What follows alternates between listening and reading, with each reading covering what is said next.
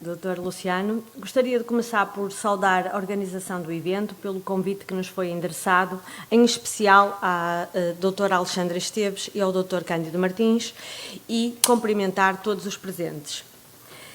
Hoje vamos então falar sobre um pouco desde a continuidade da comunicação anterior, ou seja, desde a partida de Brácara Augusta até Límia, tentando falar um pouco sobre a mobilidade dentro do convento brácara-augustano. O avanço do conhecimento relativo às características organizacionais da vasta panóplia de comunidades no início da ocupação romana no noroeste peninsular permite-nos hoje identificar padrões de povoamento e características organizacionais semelhantes, muito devedoras das dinâmicas de interação interregional que se estabeleceram por toda a Hispânia e que ajudaram a difundir comportamentos similares em territórios étnica e culturalmente muito diferenciados. Após as guerras cântabras, entre 29 e 19 a.C., a Hispânia passou por um processo de integração política e administrativa protagonizada por Augusto, tendo beneficiado de um amplo programa de urbanização que incluiu a fundação de novas cidades, destinadas a serem sedes de conventos jurídicos, um investimento com forte impacto no controle e gestão do território, a que podemos também associar a construção de uma extensa rede viária, que assegurava a articulação das diferentes capitais de província e de conventos, e era garantia de segurança para os exércitos, por exemplo, os que estavam estacionados na Cantábria ou em Leão. As novas cidades ajudam a consolidar uma nova rede administrativa, pois são capitais de conventos jurídicos e, por isso, circunscrições administrativas abaixo das capitais de província, definindo novas centralidades e fazendo emergir novos agentes de poder, associados aos cargos políticos e religiosos que as capitais conventuais exigiam, os quais constituíram meios muito eficazes para potenciar o desenvolvimento de elites oriundas do meio indígena. A evolução das capitais de conventos nas primeiras décadas do século I é muito mal conhecida, pois trata-se de uma fase recuada da vida das cidades, que foi progressivamente apagada pelas sucessivas reformas urbanísticas a que estiveram sujeitas ao longo do seu dilatado ciclo de vida, tal e qual como acontece nas nossas cidades hoje em dia. Nessas cidades vão surgindo vários espaços e equipamentos públicos de cronologias diferenciadas. Em Braga, para além do Fórum, são conhecidas vários edifícios termais, um teatro que ainda se encontra em fase de escavação e o anfiteatro, que ainda não foi escavado, mas foi apenas identificado pela fotografia aérea. Em Lugo tem sido dado particular destaque à área que é ocupada pelo Fórum, não sendo conhecida a planta, por exemplo, de nenhum edifício termal, enquanto que em Astúrica Augusta temos edifícios termais e unidades domésticas. Os dados arqueológicos disponíveis sobre Brácara Augusta atestam a sua origem claramente civil e também muito devedora de uma forte componente indígena de base regional, bem documentada no dossiê epigráfico, bem como pela cerâmica de produção indígena, característica do âmbito regional bracarense, representada em níveis construtivos datados do século I, mas ausente dos níveis de fundação das estruturas atribuídas ao período de Augusto. Este facto desdiz em absoluto a hipótese de que a cidade possa ter sucedido a um qualquer povoado indígena que existiria na colina da Cividade, documentando antes que a cidade foi fundada ex novo, à semelhança do que parece ter acontecido em Lugo e em Astorga, apesar desta última ter conhecido um acampamento militar anterior à sua formalização enquanto espaço urbano.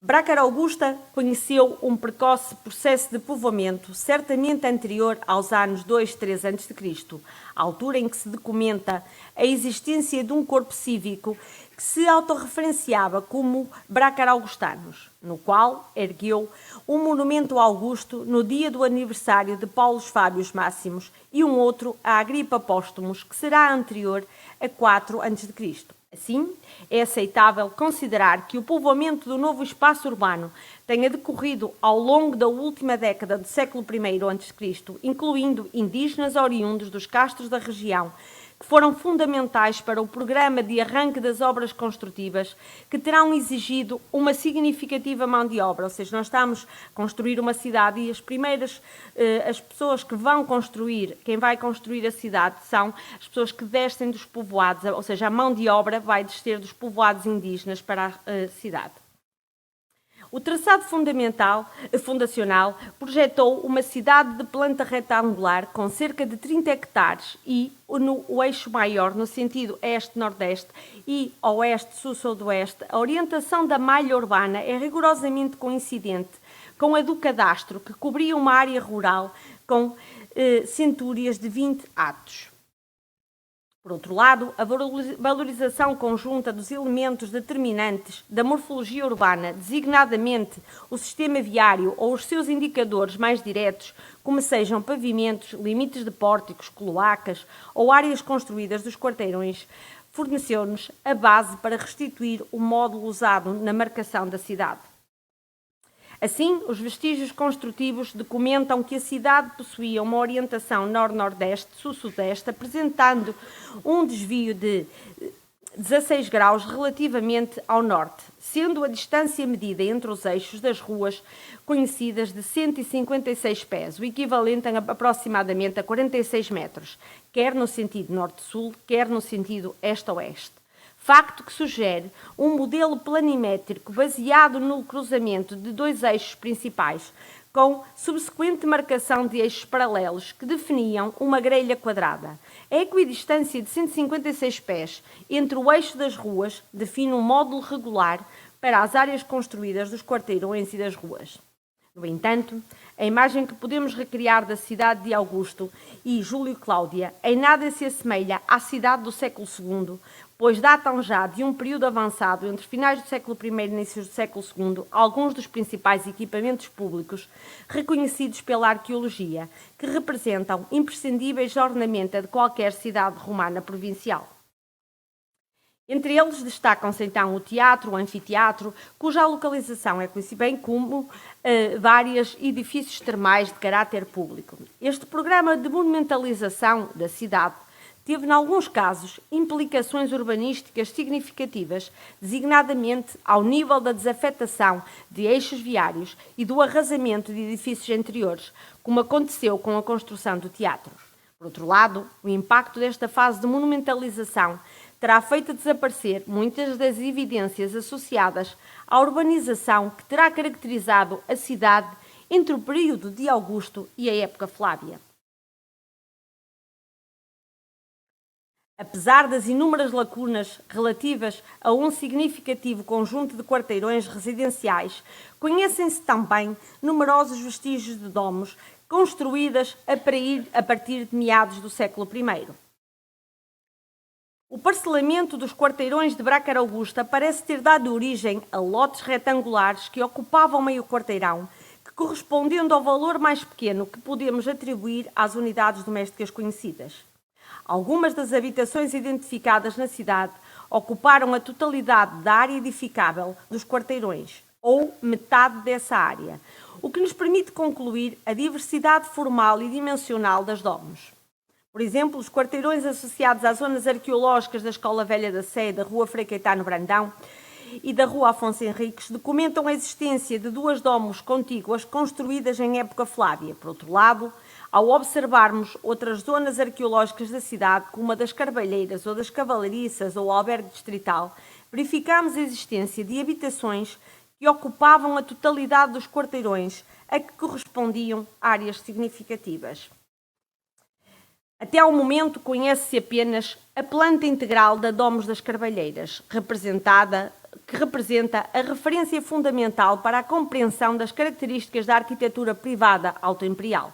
Construída na época Flávia, possuía uma área com cerca de 1.152 metros quadrados, adaptada à topografia da vertente através da construção de duas plataformas articuladas através de escadas interiores. A área sul associava-se ao átrio e às salas envolventes, enquanto que a que se dispunha a norte estava organizada em função de um peristilo. A construção exibia características típicas da arquitetura doméstica provincial, com os clássicos espaços de recepção e representação instalados em torno de áreas abertas e ajardinadas, a documentar o pesado investimento que as elites faziam no capital simbólico das casas. A casa sofreu a primeira remodelação no século II, à altura em que o quadrante da habitação foi sacrificado para a construção de um balneário de uso público.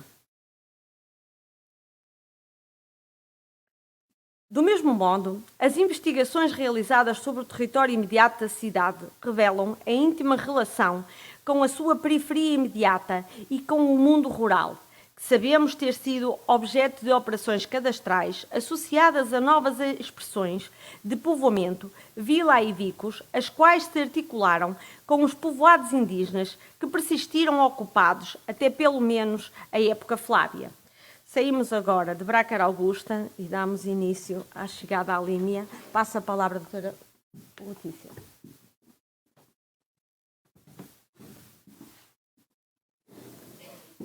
Logo, ao nos afastarmos para a periferia da urbes, conseguimos visualizar as estruturas viárias que ligavam Brácara Augusta a outros centros urbanos da Espanha, a partir de diferentes itinerários, sendo eles as vias 16, 17, 18, 19, 20 e a Via Emérita. Saindo de Braga, a Via 19 tinha um percurso que passava por Límia, seguindo desta Mâncio para norte até atingir Tui, depois de passar do Rio Minho. Daqui, a via seguiria para Iria Flávia e infletia para leste, em direção ao Lucus Auguste. Desta cidade, arrancava o percurso de ligação à Astúrica. Se a fundação de Brácara Augusta ultimou o processo de conquista do território bracarense, terá sido necessária a implantação de uma rede viária para o estabelecimento da comunicação entre a capital do convento bracara-augustanos com as outras sedes provinciais. Logo, essa intervenção augustana possibilitou a dinamização da exploração econômica e do adensamento das redes de abastecimento, ao consolidar a pacificação e a organização administrativa do Noroeste Peninsular. O trajeto da Via 19 entre Brácara e Tude foi estudado por Carlos Alberto Bruchado de Almeida, traçado que seguimos nas suas linhas gerais.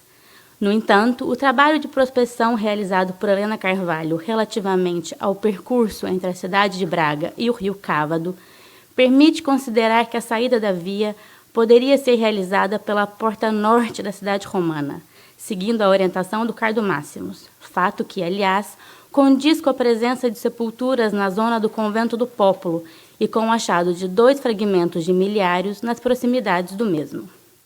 Da saída por um dos cardos da cidade, a Via 19 continuaria para norte, e essa saída implicava, então, vencer o declive entre Braga e o Vale, de forma relativamente suave, e permitia ligar a cidade ao rio Cávado.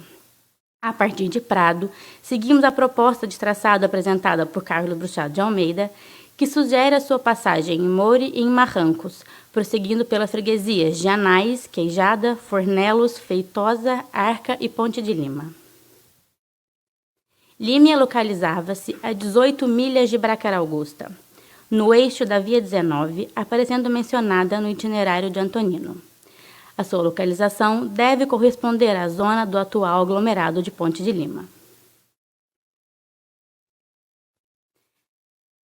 A Via 19 cortava o atual concelho de Ponte de Lima em 2 metades.